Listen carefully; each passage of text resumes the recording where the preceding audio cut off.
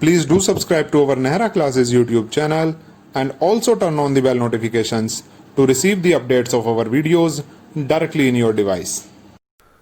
Hello friends, I Vikas Nehra welcome you all to our Nehra Classes YouTube channel. In today's tutorial, we will learn about the firewall.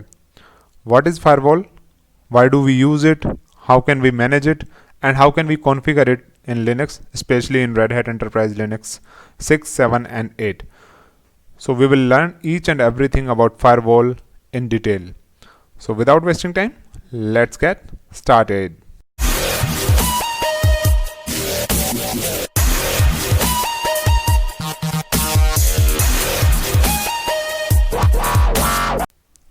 Firewall. In computing, a firewall is a network security system that monitors and controls incoming and outgoing network traffic based on predetermined security rules. A firewall typically establishes a barrier between a trusted network and an untrusted network, such as internet. So firewall is an additional security layer around all the devices that we use in networking. It controls the traffic which is coming in and going out of that device. With firewall, we can manage both type of traffic, incoming traffic as well as outgoing traffic. And firewall can decide which traffic is allowed to come in and which is allowed to go out of our device. And we can find firewall on each and every level of any network. Now the question arises, why we are using the name as firewall? Why do we call it firewall? Let's understand it with an example. Let us suppose you are sitting in your room doing something there, and all of a sudden the surroundings of your room starts catching the fire, and the fire starts spreading rapidly. To keep yourself safe, you close all the windows and doors of your room and you locked yourself in there. So what will happen? The walls of your room will not let the fire come in. The fire will not spread further, and the walls of your room will actually act as a barrier between you and fire. They will keep protecting you. In the same way, in networking, we have an additional security layer around our devices which keeps us safe from the malwares, from the hackers and from the viruses. So that is why we are using this concept of firewall. That is why we are calling it firewall, because it is working in the same way. Now let's understand it with another example. This time we are outside the room, but the room starts burning. So what will happen? The fire will spread quickly and it can spread to the other rooms in the building. If we will close all the doors and windows within proper time, it will not spread to the other rooms of the building. Here, again, the walls will protect us from fire. Let's resemble it with an example in our network. Let us suppose we have multiple computers that are connected in the same local area network, and one of the computer is infected with a virus. And if this system is having the firewall enabled on it, the virus will not spread to the other systems. Here, this extra protective layer will protect us. So that is why we call it firewall, because it is working in the same way as the walls were working to stop the fire. There are two major categories of firewalls which we use in networking. First one is software firewall, second one is hardware firewall. If we talk about the software firewall, such type of firewall is either operating system built in or can be enabled by enabling a software in the computer. For example, an antivirus software, total protection softwares, or the internet security softwares, like we use the different antivirus or the total security softwares like AVG, Avira, McAfee, and all that. A software firewall is installed on an individual computer and it protects the single device only. If multiple computers need protection, the software must be installed on each of the device separately. Now if I talk about the hardware firewall, a hardware firewall is a physical device similar to a server that filters traffic to a computer or the network. Instead of plugging the network cable into the server, it is connected to the firewall, positioning the firewall between the uplink and the computer. Hardware firewalls allow you to protect your entire network from the outside world with a single physical device. This device is installed between your computer network and the internet. A hardware firewall monitors packets of data as they are transmitted. So this is the diagram of or the picture of the hardware firewall. A typical hardware firewall looks like this device, and this device can directly be attached with the gateway. Now let me show you with an example. This is the block diagram of the hardware firewall configuration. Here we have installed the firewall with the router, which is actually working as a gateway to connect the entire network with the outside world or the internet. This router is directly connected in series with the firewall, and each and every packet that will come in the network or go out of the network will get filtered with the help of this hardware firewall. Now if I talk about the working of the firewall, actually firewall is used to control the incoming and the outgoing traffic in any device or in the network. Firewall decides which traffic can come in the machine or network or which can go out of it. Firewall can be found at each and every level in any network. For example, it can be found on computer, router, server, or any other networking device. Firewall can also forward packets to the next machine or network which are coming from the other machines or network if your machine is working as the router. Both types of traffic, incoming as well as outgoing, can be controlled with firewall.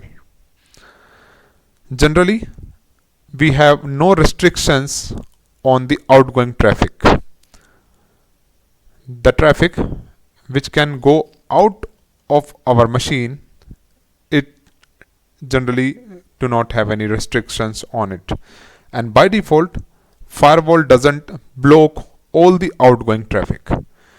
We manage outgoing traffic with the help of proxy server in our network. Generally, we don't use firewall to control the outgoing traffic. Firewall controls or restricts all the incoming traffic except that traffic which is coming in the response of any request. By default, on clients, it does not allow any unattended traffic to come in, and it drops such traffic. So the traffic which is not coming in the response of any request, that is coming itself in our machine, it drops such traffic. It does not allow such traffic to come in our machine. But by default, all the outgoing traffic is allowed through the firewall. To understand the working of firewall in detail, let's take this example. Suppose we have a server and we have multiple clients, and all are connected with the server with the help of the local area network or internet. And the server is responsible to provide the services to its clients. And we have enabled the firewall at the server and as well as on the clients. Let us suppose if this server is working as the web server and we want to access the website that is hosted on this server from our client machine. So what we will do, we will open the internet browser and we will mention the IP address or the host name in the web address bar of that particular internet browser. Then our machine will generate a packet which will contain the source port number, the destination port number, the source IP address, the destination IP address, the source machine address, and request type, and then that packet will go to the server. Then as soon as it reaches the server will respond in response to the request which it has received, and then it will reverse the order. Then the source IP address will become the destination IP address, and the destination IP address will become the source IP address, and it will also send another packet in response to our machine. This packet will come back on the client machine, and it will contain that particular information or that particular data which we have requested for. Now, why we are getting this packet? How does firewall allowing it to come back to our machine? Actually, there is no restrictions on the outgoing traffic, so we are able to send the request to the server through firewall, because firewall is designed in such a way it does not block the outgoing traffic. As far as the incoming traffic is concerned, I have already previously mentioned that firewall does not block that traffic which is coming in the response of any request. Since this packet or this traffic which we are getting on the client machine from the server, it is coming to us in the response of the request which we have raised, that is why firewall is not blocking it on the client side. But if I talk about the traffic that is going to the server, and the server side, as I have previously mentioned, that no traffic is allowed to come in except the traffic which is coming in the response of any request. So the traffic which we are sending to the server, or which we are requesting, which we are sending in form of the request to the server, that is the incoming traffic for the firewall at the server side. So how does the firewall allowing such type of traffic?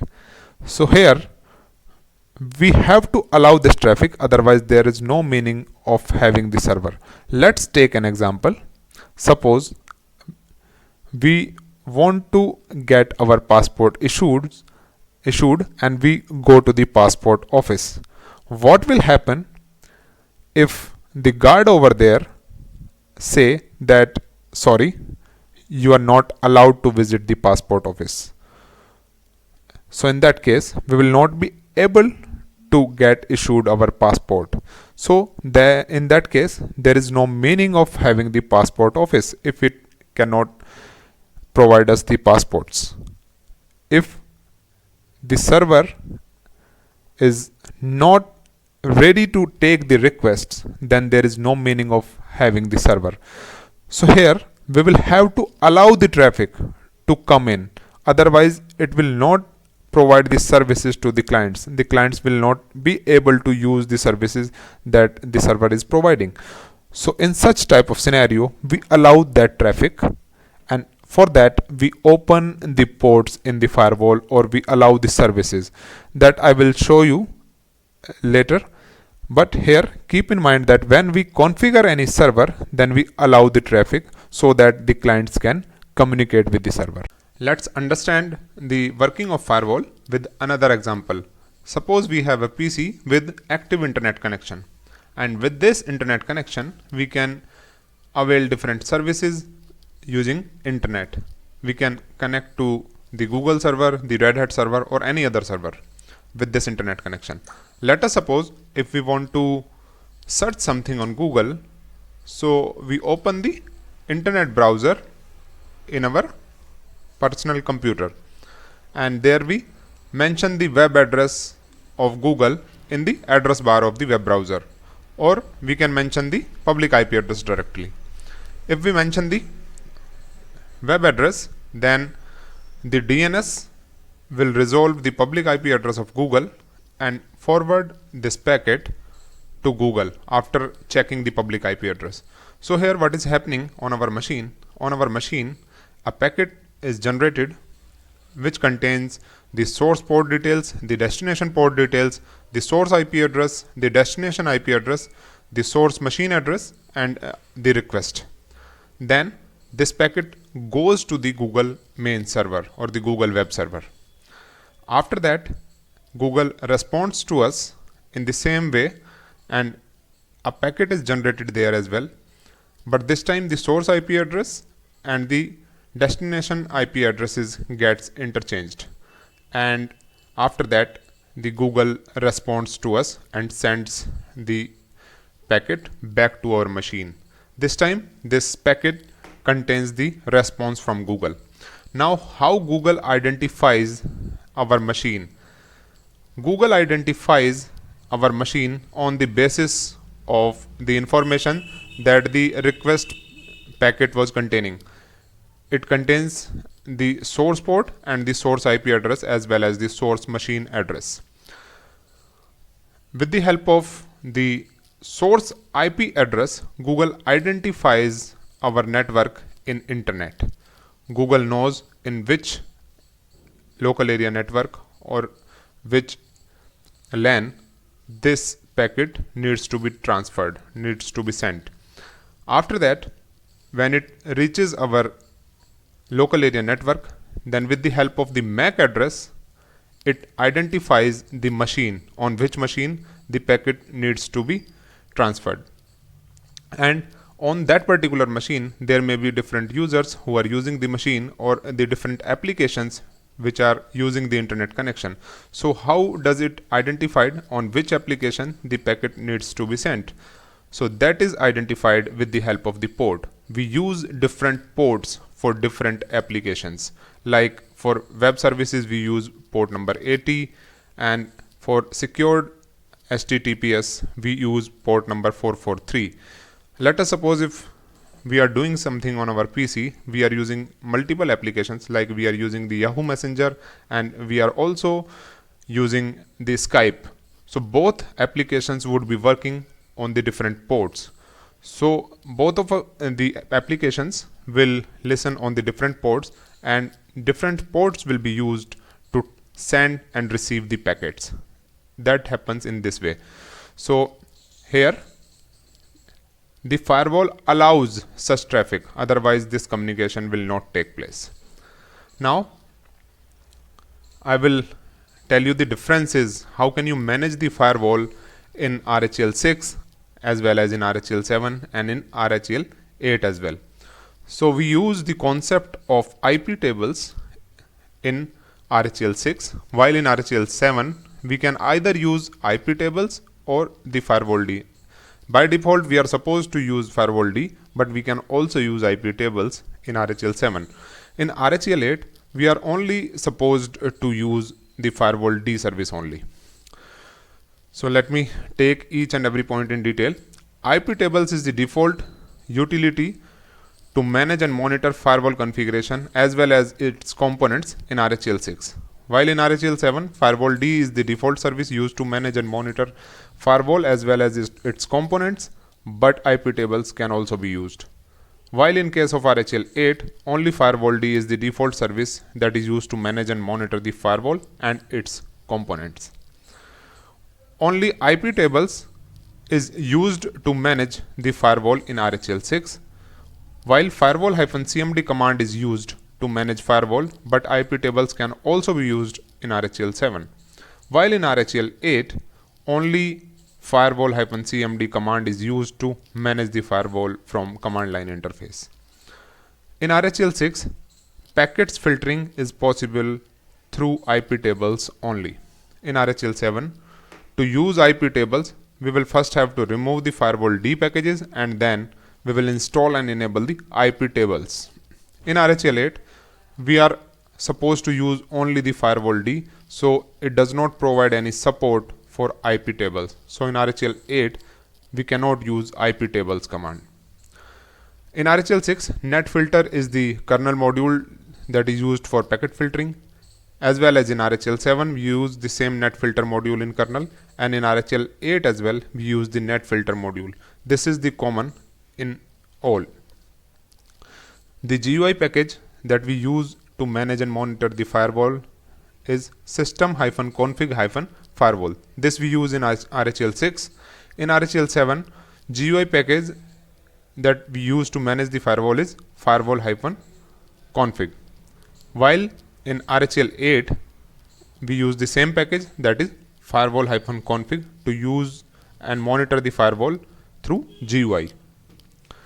Now we have some more points. The default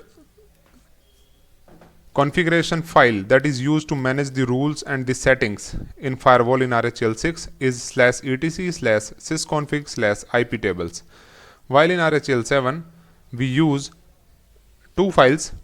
One is in /usr/lib/firewall-d, and there the different files are there like services zones. These all are XML files, and as well as we use the service file that is in /etc/firewall-d/services. So these are the configuration files that we use in RHEL 7, and same we use in RHEL 8 as well. In RHEL 6, iptables is responsible at the back end for managing the iptable services to filter the packets. In RHEL 7, iptables is responsible at the back end for managing the firewall daemon and services to filter the packets. While in RHEL 8, nftables is responsible at the back end for managing the firewall-d daemon and services to filter the packets. In RHEL 6, service iptables status command is used to check the firewall status, while in RHEL 7 and in RHEL 8, systemctl status firewall-d command is used for the same. So these were some comparison of managing the firewall in RHEL 6, 7 and 8. Now let me show you the block diagram of firewall in different versions of RHEL. In RHEL 6, the GUI package that we use to manage and monitor the firewall is system-config, which actually works on iptable services, and this iptable services runs on the iptable commands, and this command works on the net filter module which is there in the kernel, and we can directly use the command from command line interface as well through iptables. While in case of RHEL 7, if we want to manage and monitor the firewall through GUI, we use firewall-config package. If we want to do it with CLI, then we use firewall-cmd command. Both these utilities work on the firewall-d daemon and the service. This daemon actually works on the iptables concept. At the back end, it is iptables which is there to manage and monitor everything. Means at back end, we use iptables in both. This iptable commands is running there at the back end, and this is actually working on the same net filter module in the kernel. But if I talk about the RHEL 8, there we have some changes. We use the same GUI and the CLI packages that we use in RHEL 7. Here also for GUI we use firewall-config package, and in case of CLI we use firewall-cmd command. Both these utilities work on firewall-d daemon and service, which actually runs in our machine to manage and monitor the firewall and its components, and this actually works on the principle of nftables. Actually nftables is responsible for this service, and this nftable again works on the net filter module in the kernel. Means at the kernel level we use the net filter module to control the firewall.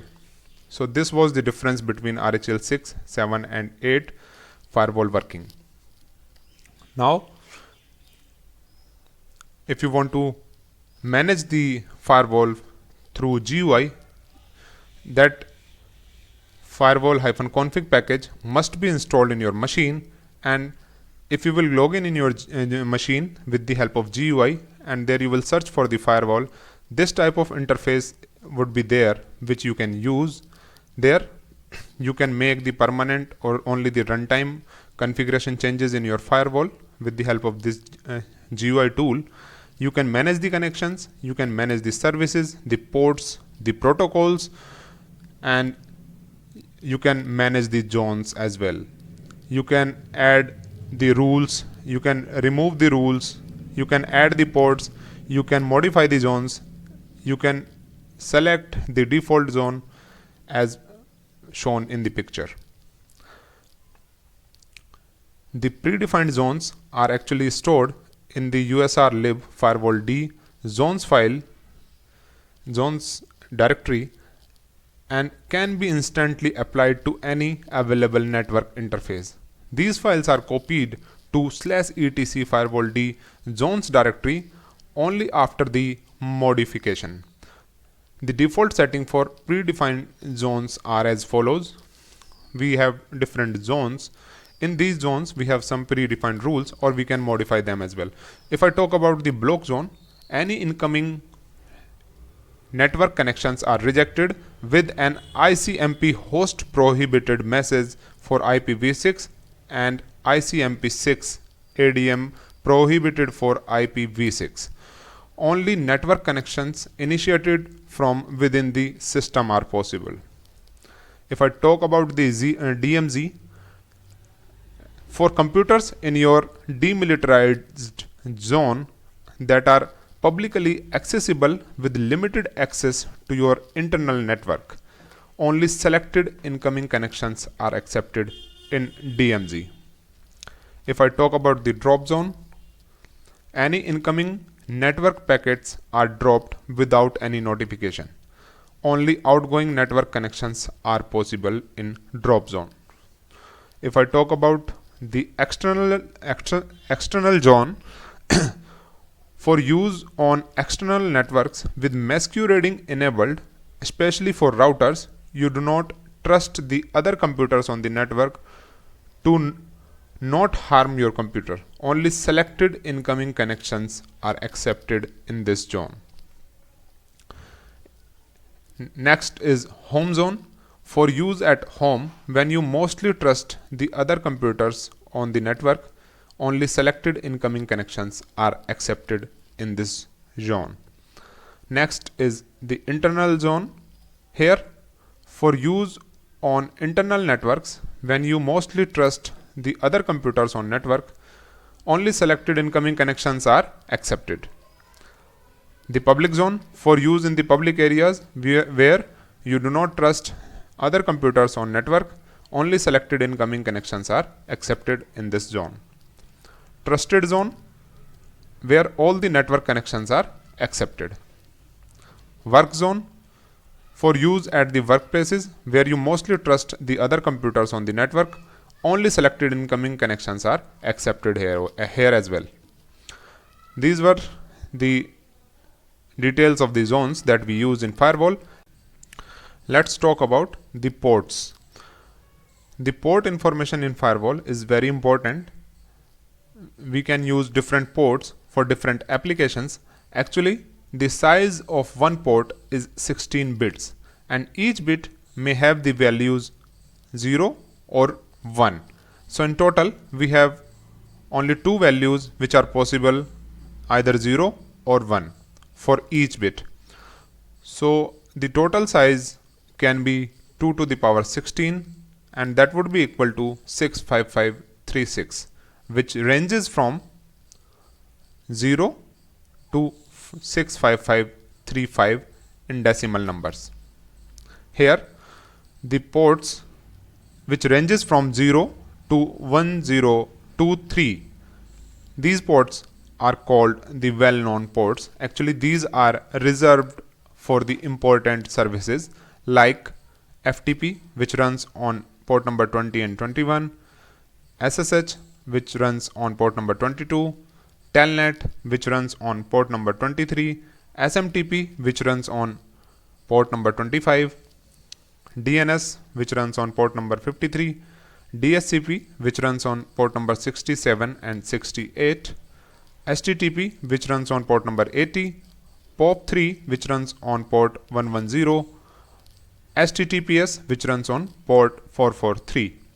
So these are already defined. We reserve the ports up to port number 1023 for such services. These are predefined, and the ports which ranges from port number 1024 to port number 65536. Actually, these are unreserved ports which we can use manually to define for other services. We can manually assign these ports for other services if we need these ports. So ports are used by the different applications to send and receive the traffic, to send and receive the data. So we will have to add the appropriate port or the appropriate service in the firewall so that the communication can take place. Now what I will do, I will show you the working of firewall and I will show you how can you manage it from the command line interface. So let's go to our terminal where I will show you this process. Now I am going to show you how can you manage the firewall from command line interface in RHEL 8 or in CentOS 8.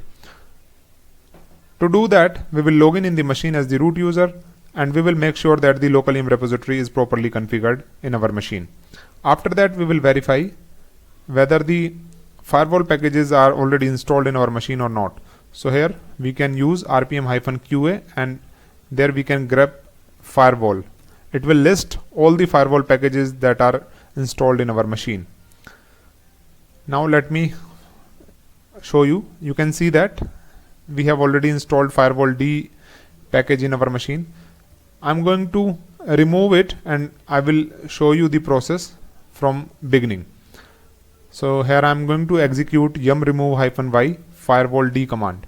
So this will remove the firewall packages from my machine. All the firewall packages are removed from my machine and I can verify that by running the systemctl status command, systemctl firewall D. So this service is not running since we have already removed the packages. So in the first step, what we will do, we will make sure that the firewall packages are installed. If they are not installed, we can install them from the local IAM repository. So we will execute yum install -y firewall D command. It will install the firewall packages in our machine. And after that, we will verify whether the daemon is up and running or not. So for that, we will execute systemctl start firewall D command. Firewall D -service. This is the daemon which is responsible for managing the firewall in our machine. And now we can see the configuration of firewall. If you want to see how many ports and services are added in the firewall, so for that we can execute firewall -cmd command, firewall -cmd -list -all. So it will display the details of all the rules, like the ports, the services which are added in the firewall. So here we have added cockpit, DSCP6 -client and SSH services in our firewall. These are already added. Now let me show you the working of this and I will also show you how can you manage it with an example. Here what I'm going to do, I'm going to configure a Apache server. So let me install the packages yum install -y httpd. So this is the package which is responsible for managing the Apache server. Once this package is installed, after that I will show you how can we use the port number 80 or the different port to access it and how we can add it in the firewall. Here you can see that the package has been successfully installed. Now we will start the service. Systemctl start httpd.service. Service is started. We can enable the same to set it at the boot time and we can verify the status of the same as well. Systemctl status command. The service is up and running. Now let me go to the where www.html directory and there let me create an index file there with the name as index.html and here let me mention Nehra classes are awesome.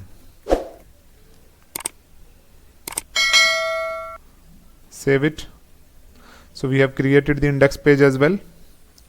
Now what we are going to do, we will check if we are able to access our web page from the command line interface or not. So here we will execute the curl command, curl localhost, and it should show us the same web page that we have created, the same index page. Here it is. We can see this, but if we want to access it from the different machine, then definitely firewall will block it and we will not be able to access it. So let me first check the IP address of my machine, and the IP address of my machine is 192.168.1.113. So what I'm going to do, I'm going to use the Internet Explorer or the Google Chrome, or you can use your favorite web browser, and there I will mention the IP address of my web server and press enter. Here you will see that we will not be able to access our web page, and the reason behind that, the firewall is blocking the access. So in order to access our web page from the different machine, we will have to add the service or the port in the firewall so that the traffic can come in to our web server and access the web page. To add the port or the service in firewall, we will execute firewall-cmd command. There we can mention -- permanent if we want to make it permanent, if we want to make this rule permanent in firewall. After that we can mention --add -service. If you want to add the service, you will mention here service, or if you want to add the port, you will have to mention here add -port, and the service is HTTP. Press enter. So the service is added. Now again we will execute firewall-cmd, and this time we will mention here -- reload. What it will do, it will reload the firewall configuration and it will enable the rule that we have mentioned in the previous command. Now if we will go to the web browser, and again if we will again try to access our web server from this web browser, this time firewall will not block the access and we will be able to see the web page. So I will mention the IP address here and press enter, and here it is. Our web page is visible. This time we are able to access our web page because the firewall is not blocking the access, because we have added the service in the firewall. Or instead of adding the service, we can use the port as well. So let me remove this service, remove -service is equal to HTTP, again reload the firewall and again verify if we are able to access it or not. So this time it will not show us the same page. Let me mention the IP address here and press enter.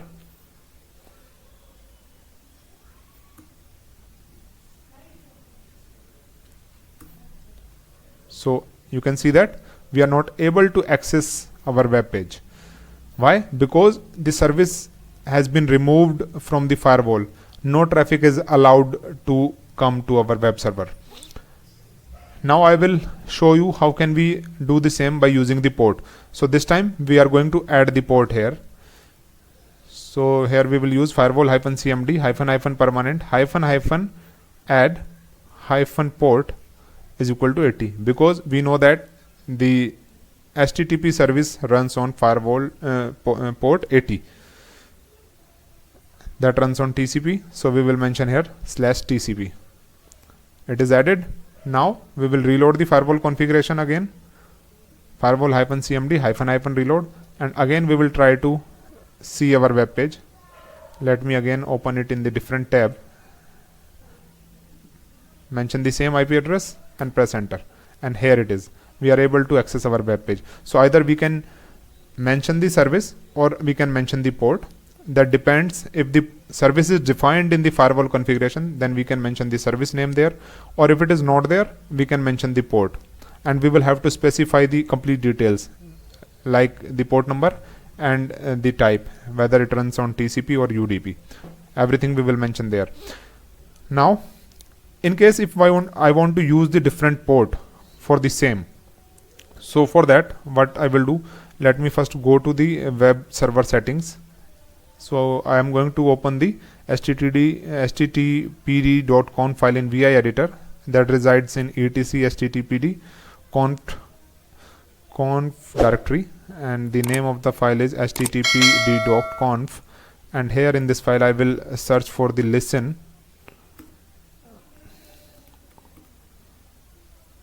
Here it is listening on port number 80. Now in case I want to use the different port to access my web page, so for that what I will do, I will define the different port here. Let me mention here 8080. Save this file, restart the httpd service, system ctl restart httpd. Service is restarted. Now again we will have to verify. Let me first verify if we are able to access our web page or not. Since we have changed the different port, this time we are not going to use the default port for HTTP. So here let me mention the IP address and press enter, and it will not allow us to display the web page. Here it is not allowing us to access the web page because we have changed the port in our machine. So what we will do here, in this case, we will have to again define the new port for our web page. So again we will use firewall-cmd -permanent -add -port, and this time we will mention here 8080 TCP/TCP. Press enter, and again reload the firewall configuration with firewall-cmd -reload command, and again we will verify the same. So here we will mention the IP address, and this time we will mention the port number also, that is 8080, and press enter. So here we are able to access our web page. So in this way we can make the necessary changes in the configuration of firewall. We can see the details of the services and the ports, and accordingly we can make the configuration as per the requirement in firewall. So that is the method by which we can manage the firewall by command line interface. If you want to use the GUI utility or graphical user interface to manage the firewall configuration, so for that firewall-config package must be installed in our machine. If it is not installed, we can install it from the local yum repository, and here you can see that I have already installed this package in my machine. Now let me take you to the GUI of my machine, and here I will directly search for the firewall. If this package is there, then you will be able to see this firewall interface. This is the graphical interface of firewall, which will be available to you if this package is installed in your machine. And here you can see different options in the options tab, like you can reload the firewall, you can change the default zone. Here you can view the different settings, you can see the connections, the interfaces. Here you can make the configuration temporary as well as permanent with the configuration tab, and here you can see the zone details and you can make the changes in them as well. You can see the services, you can see the IP sets. In the services you can see the ports, protocols, source ports, modules, the destination. In the zones you can see services, ports, protocols, source ports. So lot of changes you can make from this GUI option as well. So it totally depends on you. If you want to use GUI, you can do it with the help of GUI. If you want to do it with the help of the command line interface, that you can do with the help of CLI as well. If you want to make any changes, or if you want to modify the zone rules, or you want to add the new service in firewall in a particular zone, so you can do that from the command line interface as well. Here you will have to execute firewall-cmd command again, firewall-cmd -permanent -zone. Let us suppose zone is equal to public. We want to use the public zone, and then we can mention -add -service, and after that the name of the service. Let us suppose HTTPS, Secured Hypertext Transfer Protocol. Press enter. So this service will get added to the public zone and it is permanently added in the firewall as well. Now we can reload the firewall -cmd -reload, and this configuration is done. Now if we want to see the services and port details which are added in the firewall, we can execute firewall -cmd -list-all command, and it will show us the details. Here you can see that we have added the port number 80 which runs on TCP, as well as the port number 8080 which also runs on TCP, and the HTTPS service also, which is just added in the firewall.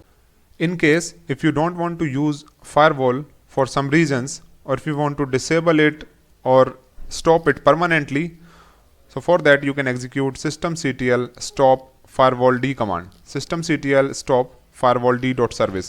So this will stop firewall, and if you will see the status, you will find that the firewall is not running.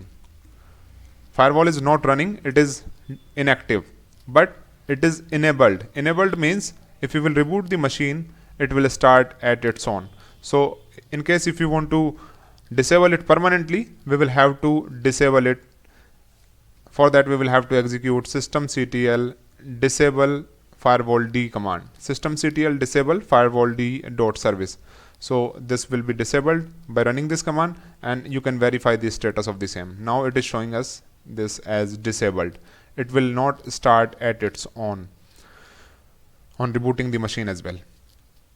This time firewall is not running, so we cannot execute firewall -cmd command. Firewall -cmd -reload, this command will not work. Actually firewall d is not running.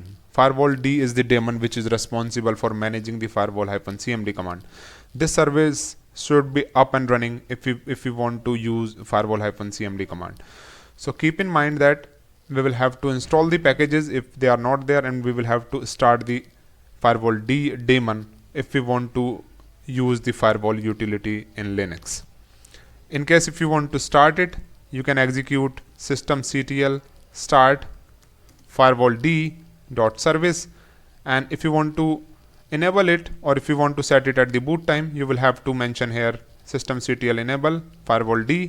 So this will be enabled, and you can verify the status of the same with systemctl status command. This shows that the service is up and running and it is enabled as well. So in this way we can easily manage the firewall from the command line interface. We can easily use CLI as well as the GUI. It totally depends on our choice which utility we want to use, but personally I'll recommend you to use the CLI option only, because it provides you more flexibility and it is more powerful, and we are supposed to use it if we are working as Linux admins. So guys, that's it for today's session of firewall. Hope you will find this video useful. If you like it, then do share it with your friends and colleagues, and if you are new on our channel, then subscribe us and turn on the bell notification for such more videos. I'll see you in the next session. Till then, bye bye, Jai Hind, Vande Mataram.